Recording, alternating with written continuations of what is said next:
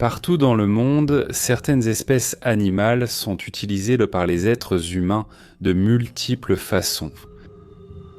Les mammifères à sabots ont été utilisés comme bêtes de somme dans les fermes. Certaines espèces d'oiseaux sont élevées pour leurs œufs, et nous gardons une multitude de créatures différentes comme animaux de compagnie. Tout, des poissons aux chiens. Les animaux sont également consommés par la race humaine, et des races spécifiques sont développées pour leur saveur. Vous remarquerez maintenant que tous ces animaux n'existent pas en abondance à l'état sauvage. Il n'est plus courant de voir d'immenses populations de chevaux sauvages, ni de voir des meutes de chiens domestiques chasser des proies dans la nature. Beaucoup de ces créatures sont le résultat de la domestication par l'homme, un processus qui a commencé il y a des milliers d'années. Dans la vidéo d'aujourd'hui, nous allons explorer la domestication de plusieurs espèces différentes en nous concentrant principalement sur les espèces domestiquées qui sont courantes à travers le monde. Aujourd'hui, nous allons procéder dans l'ordre chronologique en commençant par la domestication du chien et en terminant par les lamas et les alpagas. Les histoires qui se déroulent entre la domestication de ces deux espèces couvrent plus de 10 000 ans et nous emmèneront à travers le monde entier. Au cours de ce processus, nous examinerons comment ces animaux ont été domestiqués, où et quand la domestication a eu lieu pour la première fois, ainsi que les raisons de cette domestication à l'origine. Installez-vous confortablement et détendez-vous pendant que nous entreprenons un voyage à travers le temps pour explorer les premières domestications d'animaux.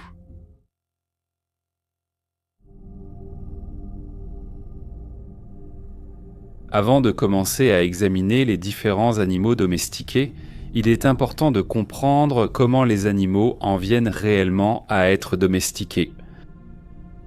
Il existe certaines voies vers la domestication que les animaux ont tendance à suivre en fonction de leur comportement ou de la nature des humains qui vivaient autour des espèces sauvages initiales.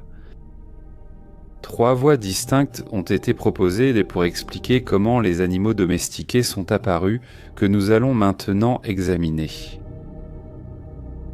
De nombreux animaux consommés de nos jours pour l'alimentation ont d'abord été domestiqués en suivant la voie de la proie. Par exemple, prenons des animaux comme les vaches et les cochons.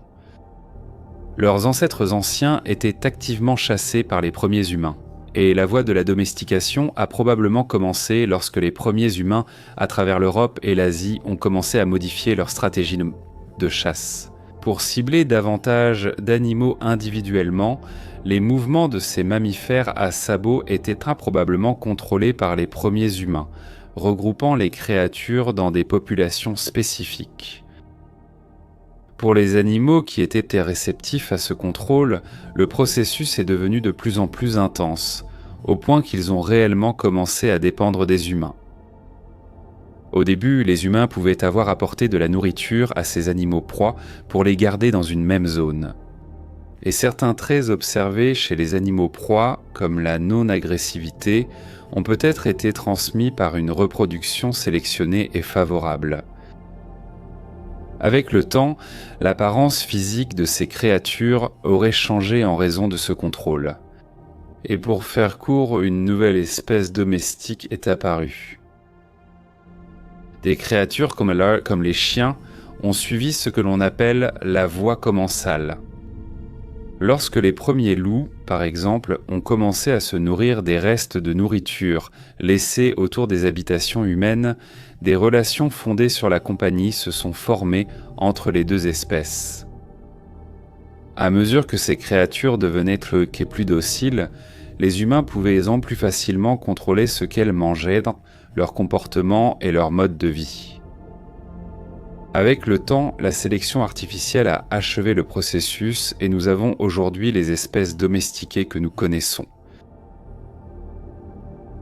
Enfin, nous avons la voie dirigée. Essentiellement, c'est le processus suivi lorsque les humains ciblent un animal pour un but précis. La domestication ne se produit pas à la suite de la chasse, ni par hasard, mais par désir. Le cheval est un bon exemple. Un animal grand et massif, parfait pour le travail, à la ferme ou pour le transport. Des processus similaires d'isolement, de sélection et de contrôle sont mis en place pour ces créatures. Mais c'est souvent un processus plus long, car de nombreuses domestications dirigées impliquent des animaux qui n'avaient probablement pas les adaptations comportementales nécessaires pour réussir. Il est important de noter que ces processus et les animaux impliqués ne sont pas mutuellement exclusifs. Certaines créatures ont très probablement suivi une combinaison de 2 voies, voire même les 3. La domestication est un long processus et il est difficile d'associer un seul type de domestication à un animal. Aujourd'hui, plus de 300 races distinctes de chiens sont reconnues et on estime à 470 millions le nombre de chiens domestiques gardés comme animaux de compagnie dans le monde entier. Nous utilisons ces créatures pour la compagnie, pour la chasse, pour les expositions, comme guides et même à des fins de sécurité.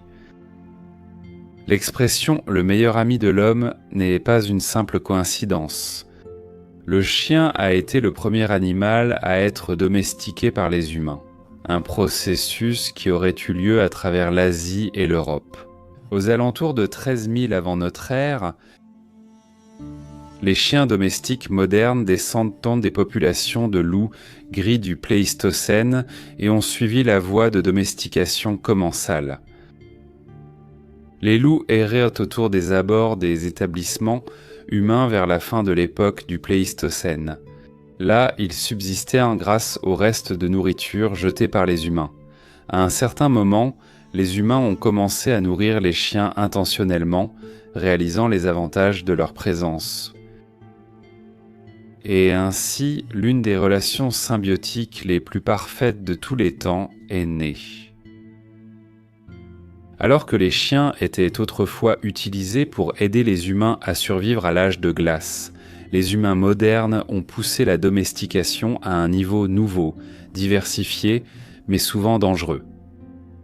De nombreuses races de chiens domestiques sont sujettes à des problèmes de santé en raison de croisements visant à obtenir une apparence ou une caractéristique particulière. Prenez les carlins, par exemple.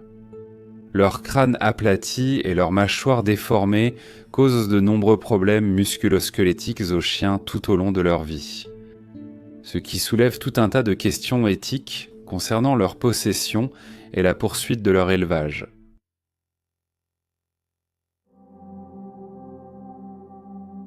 Vers 10 000 avant Jésus-Christ, les premières chèvres descendaient de populations de bouquetins originaires de ce qui est aujourd'hui la Turquie et l'Iran. D'abord élevées pour leur lait, leur viande et leur peau, les chèvres domestiquées avaient en réalité quelques usages plus obscurs pour les premiers humains qui les ont domestiquées. Leur fumier fournissait un engrais utile pour les plantes domestiquées. Leur reste pouvait servir d'isolant pour les habitations et de matière première pour fabriquer des armes. Et plus tard, les chèvres ont été utilisées pour défricher les terres et contrôler les zones agricoles. Les chèvres modernes comptent parmi les espèces les plus couramment domestiquées dans le monde, reconnaissables à leurs cornes recourbées et à leurs touffes de poils en forme de barbe sous le menton. Ce dernier trait a d'ailleurs conduit à ce qu'elles soient vénérées comme des animaux de garde. Aujourd'hui, il existe plus de 300 races de chèvres distinctes, allant de la minuscule chèvre naine nigériane à la robuste chèvre boer. Beaucoup de chèvres n'ont pas beaucoup changé par rapport aux bouquetins qui les ont précédées. Bien que de nombreuses races possèdent des cornes atrophiées, la taille et la forme générale de l'espèce ancestrale restent très faciles à reconnaître.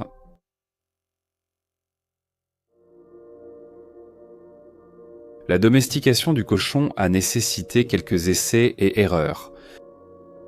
Ce n'est un secret pour personne que les cochons domestiques modernes descendent de populations de sangliers, une espèce de grand suidé vivant dans les forêts à travers l'Eurasie.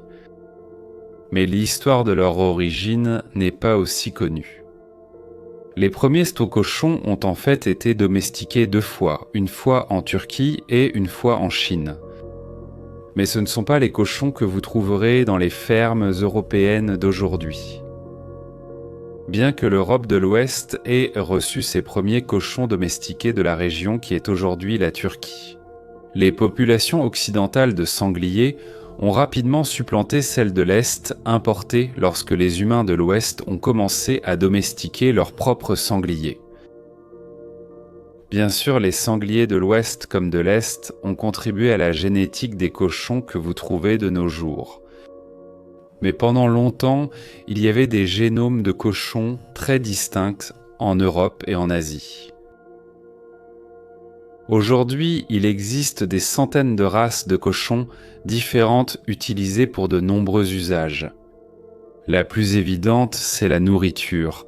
Le porc, le bacon, les côtes et le jambon sont tous issus de cochons domestiqués. Mais les humains, aussi bien dans le passé qu'aujourd'hui, ont utilisé les cochons pour une multitude de tâches différentes. La récolte de truffes est une spécialité des cochons. L'odorat des cochons leur permet de localiser les truffes, un type de champignon utilisé dans de nombreux plats, caché jusqu'à 1 mètre sous terre. Mais ce n'est pas tout. Au cours de l'histoire, les cochons ont été utilisés pour le combat, les courses et pour leur peau, qui est ensuite transformée en cuir. Mais les cochons se sont révélés utiles bien au-delà, jusque dans le futur. Les cochons modernes sont utilisés à la fois comme animaux de compagnie et pour la recherche, cette dernière ayant beaucoup appris aux scientifiques sur leur grande intelligence.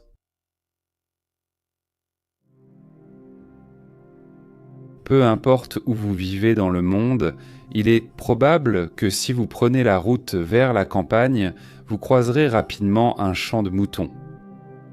Ce sont l'un des animaux domestiqués les plus nombreux et leur première domestication remonte à environ 9000 avant notre ère dans ce qui est aujourd'hui la Turquie et l'Iran.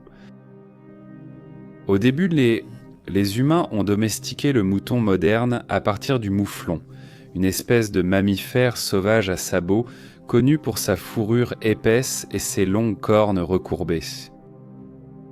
La principale raison de la domestication était la laine.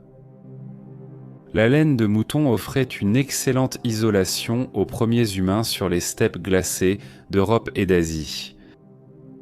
Et leur peau aurait été parfaite pour doubler les abris et les tentes. Au début, les moutons étaient appréciés pour leur toison épaisse et auraient été sélectionnés au fil du temps pour devenir progressivement les animaux laineux que nous connaissons aujourd'hui. Avant que les humains ne domestiquent le mouton, les mouflons sauvages d'Eurasie perdaient simplement leur toison en été et en faisaient bien pousser une nouvelle à l'approche de l'hiver. Mais les humains ont grandement modifié ce processus. Les moutons dépendent fortement de l'intervention humaine pour être tondus, c'est simplement l'une des conséquences de la pression de sélection exercée sur eux au fil du temps. Aujourd'hui, il existe plus de 200 races allant du mignon mouton à nez noir du Valais au bizarre Manx Loaktan à 4 cornes.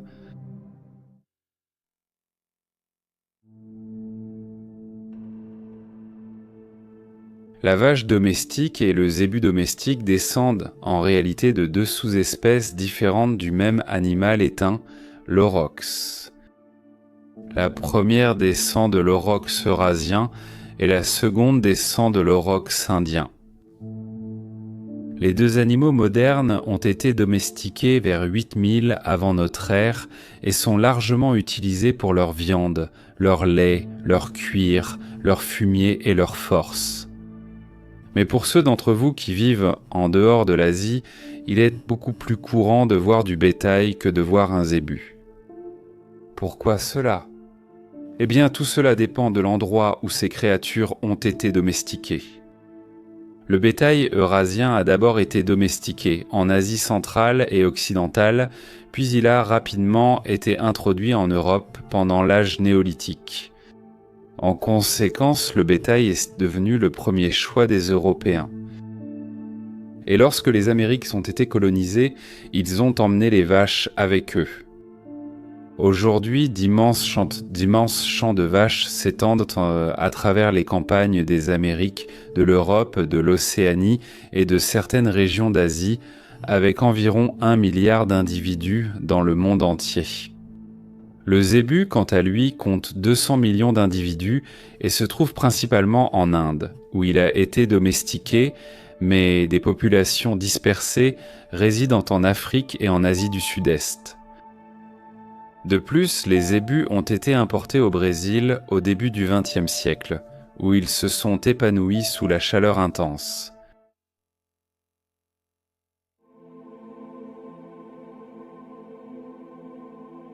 Parmi les visages animaux les plus familiers au monde, on trouve les chats. Comme les chiens, ils sont des animaux de compagnie extrêmement populaires. On estime à 220 millions le nombre de chats pris en charge à travers le monde.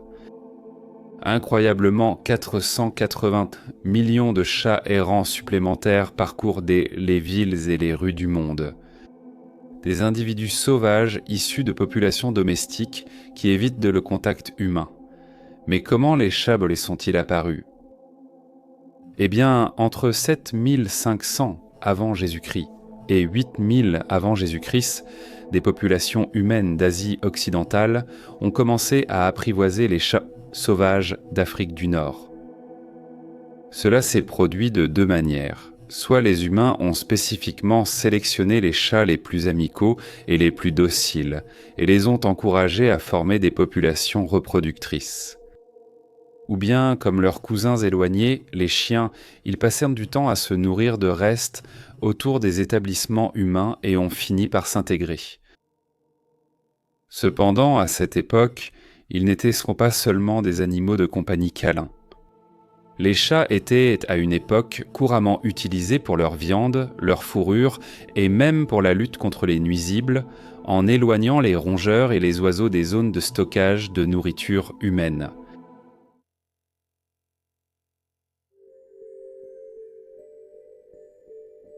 Des centaines de races de poules existent de nos jours et certaines d'entre elles sont presque méconnaissables par rapport aux petites volailles dodues de la ferme que nous connaissons et aimons. On estime qu'environ 19 milliards d'individus vivent dans le monde à tout moment.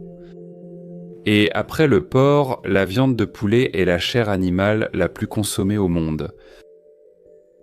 Vers 6000 avant notre ère, les poulets modernes ont été domestiqués en Inde à partir du coq Bankiva indien, une espèce d'oiseau de chasse remarquable qui ressemble beaucoup à la représentation classique du coq.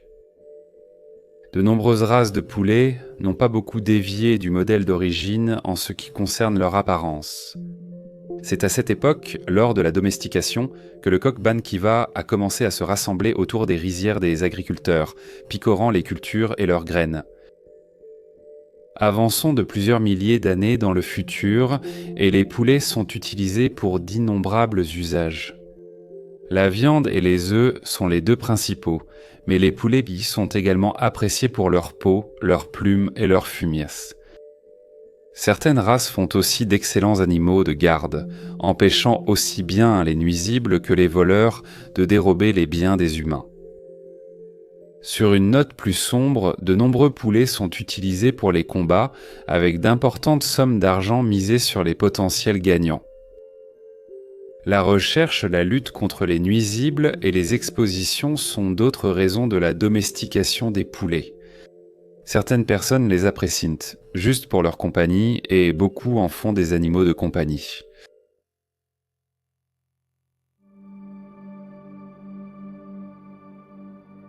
Tous les ânes vivants peuvent retracer leur arbre généalogique jusqu'à l'âne sauvage d'Afrique, une espèce de cheval sauvage originaire de différentes régions autour de la Corne de l'Afrique.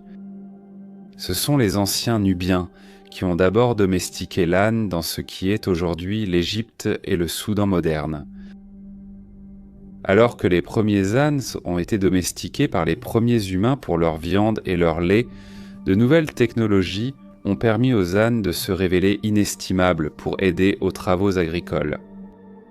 Les moulins et les charrues nécessitaient de la main-d'œuvre, une main-d'œuvre qui aurait pu être assurée entièrement par une autre créature. Les premières charrues-trains, par exemple, étaient un de simples dispositifs en bois tirés par un âne à l'avant et guidés par un humain à l'arrière. Une fine rainure était généralement creusée dans le sol par une lame à l'arrière de la charrue, dans laquelle l'humain guidant l'âne semait les graines. Des vaches et des chevaux étaient aussi employés dans cette pratique. Mais même de nos jours, les communautés rurales comptent sur ces équidés robustes pour labourer leurs champs. Les ânes ont été domestiqués pour la première fois vers 5000 avant notre ère, et bien qu'ils soient courants dans les fermes du monde entier, d'importantes populations sauvages subsistent dans les régions sauvages d'Asie et d'Afrique. Leurs ancêtres proches sont de plus en plus menacés d'extinction imminente. L'âne sauvage d'Afrique est aujourd'hui, malheureusement, en danger critique d'extinction.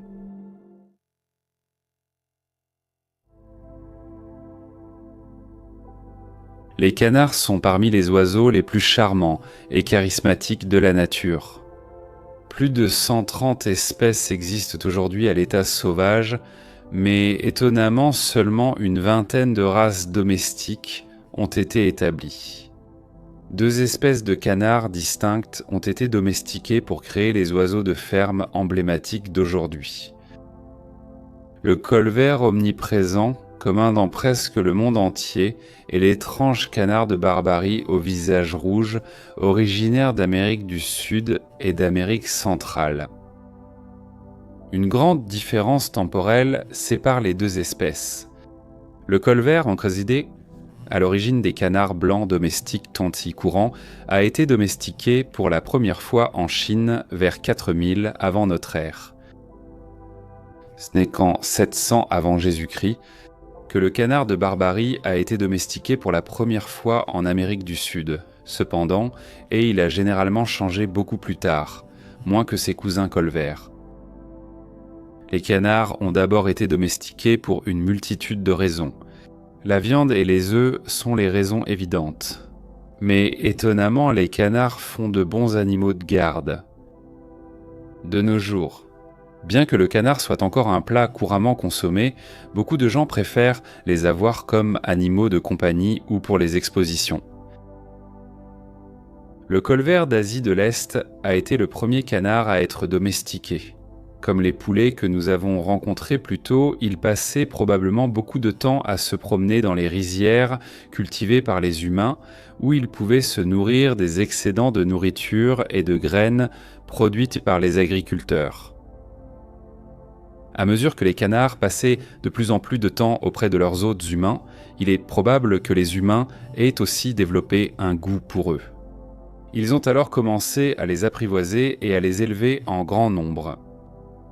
Les canards de Barbarie, en revanche, ont été domestiqués pour leur viande, au goût prononcé, souvent considérée comme supérieure à celle du canard colvert domestique.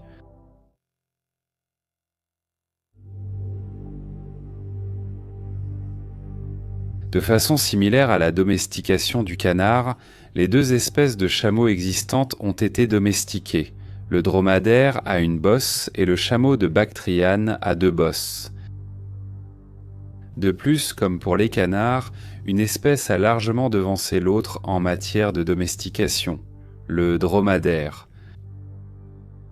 Initialement domestiqués en Arabie vers 4000 avant Jésus-Christ pour leur viande et leur lait, les habitants des villages du désert qui apprivoisaient les chameaux ont rapidement commencé à les utiliser pour leur capacité de transport, souvent appelés les navires du désert. Beaucoup de gens en Afrique du Nord et en Asie occidentale continuent d'utiliser les chameaux comme moyen de transport, une alternative aux chevaux utilisés dans le Nord et l'Est. Depuis leur domestication, les chameaux ont été utilisés comme animaux de course, un sport majeur dans certaines régions d'Asie occidentale. Un chameau de course mâle a déjà été vendu pour l'équivalent de 95 millions de dollars américains. C'est en effet une industrie lucrative.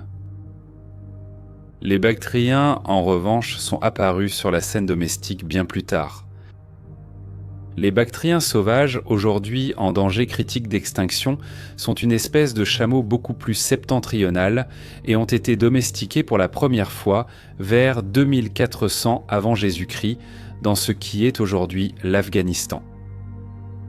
En plus de la viande et du transport, les chameaux bactriens étaient couramment utilisés comme animaux de bas, aidant les peuples nomades d'Asie centrale à transporter leurs biens à travers des terres lointaines.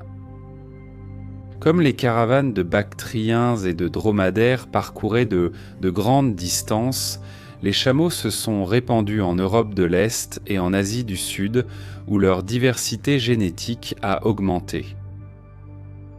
Aujourd'hui, il existe même une population sauvage de dromadaires vivant en Australie, une population qui a été importée du nord-ouest de l'Inde à la fin des années 1800.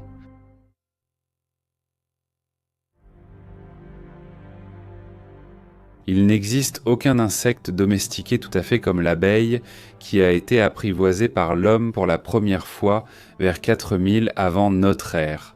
À partir d'une population d'abeilles mellifères occidentales vivant en Europe, il est difficile de déterminer d'où proviennent les premières abeilles domestiquées. Mais il semblerait que les régions d'Europe occidentale, telles que les terres Tigraan qui composent aujourd'hui l'Italie, l'Allemagne, la Grèce et même le Royaume-Uni, aient joué leur rôle dans ce processus. L'Europe de l'Est et l'Afrique du Nord semblent également avoir domestiqué les abeilles très tôt dans l'histoire humaine, chacune d'elles domestiquant différentes sous-espèces de l'abeille mellifère occidentale selon les insectes qui étaient courants dans leurs régions respectives. Des ruches ou des apiaries étaient installées initialement pour attirer les abeilles vers les établissements humains afin que les colonies puissent prospérer autour d'une reine. À partir de là, les abeilles commençaient progressivement à accumuler des réserves de cire et de miel, qui étaient ensuite volées par les humains, qui les gardaient. Il y a un certain débat pour savoir si l'abeille a réellement été domestiquée ou non.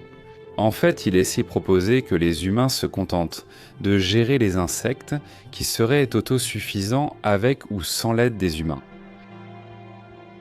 Les abeilles ont été plus étroitement liées aux humains au fil des années que vous ne pourriez le penser. Il existe même des exemples de peintures rupestres anciennes qui représentent ces insectes ailés et piqueurs en train d'essaimer autour de rayons de miel et de ruches. Et le miel était probablement consommé à partir de ruches sauvages bien avant que l'abeille ne soit officiellement domestiquée.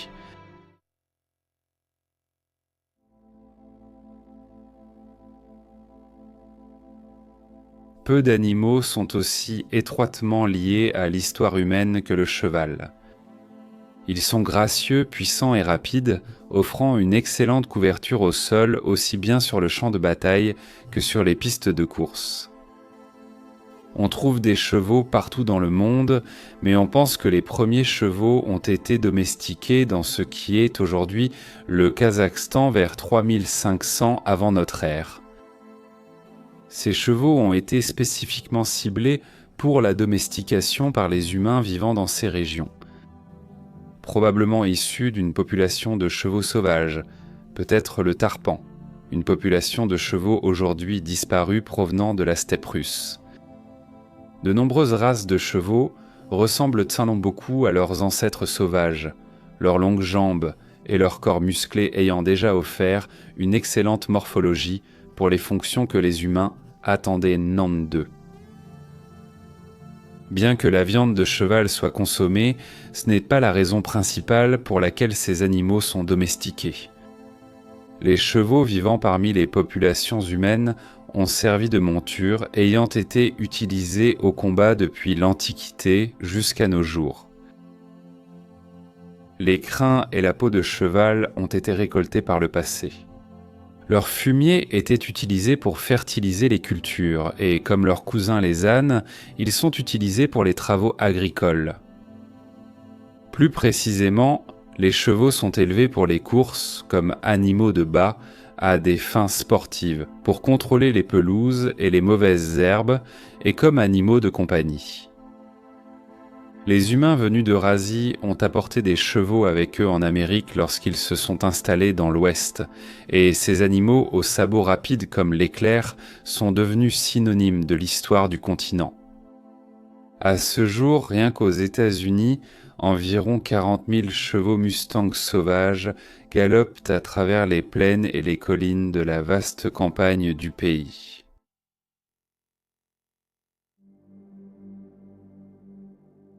Nous avons souvent une piètre opinion des pigeons, ces rats volants qui déshonorent nos villes et villages avec leur fiente, leur apparence négligée et leur saleté générale. C'est peut-être le cas aujourd'hui, mais croyez-le ou non, les pigeons étaient autrefois tenus en très haute estime. Domestiqués à partir d'une population de colombes bisées vers 3000 avant Jésus-Christ autour de la Méditerranée, les pigeons étaient utilisés pour une multitude de raisons différentes lorsqu'ils ont été apprivoisés par l'homme. Comme pour presque tous les animaux domestiqués, leur viande était appréciée, mais les pigeons ont de nombreux autres usages pour l'homme. Ils étaient utilisés à la fois pour les courses et comme messagers, tirant parti de la capacité innée de l'oiseau à retrouver son pigeonnier d'origine. De nombreuses races de pigeons d'ornement existent de nos jours, et certains particuliers élèvent de petits groupes de ces oiseaux comme animaux de compagnie. Les pigeons ont même été inestimables pour les humains au cours des nombreuses guerres que nous avons menées tout au long de notre histoire sur Terre. Un pigeon affectueusement nommé Winky a reçu la médaille Deakin, la plus haute distinction qu'un animal militaire puisse espérer obtenir pendant la Seconde Guerre mondiale, lorsqu'il a sauvé l'équipage d'un bombardier de la Royal Air Force abattu d'une mort certaine. Winky ne transportait même pas de message. L'équipage a simplement relâché le pigeon dans l'espoir que son retour à son pigeonnier, ce qu'il a réussi, alerterait une base voisine du danger. Et l'équipage a été secouru en moins de 15 minutes. Tonshu Bachan. La prochaine fois que vous verrez un pigeon sauvage blotti sur le bord de la rue, pensez à quel point ses ancêtres étaient autrefois vénérés et respectés. Vous pouvez encore voir aujourd'hui des populations sauvages ancestrales de colombes bisées dans les îles britanniques que l'on trouve uniquement sur les côtes nord de l'Écosse et de l'Irlande.